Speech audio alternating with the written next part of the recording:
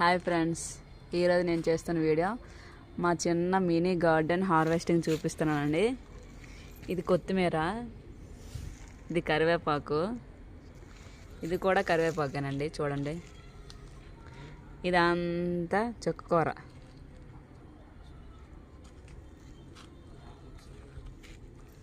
ఇది చూడండి, ఇది బెండకాయలు ఇవన్నీ. ఇది కూడా చూడండి, ఇది కూడా కొత్తిమీర. చూసారా ఈ బెండకాయలు ఎంత సైజు ఉన్నాయో ఒకటి.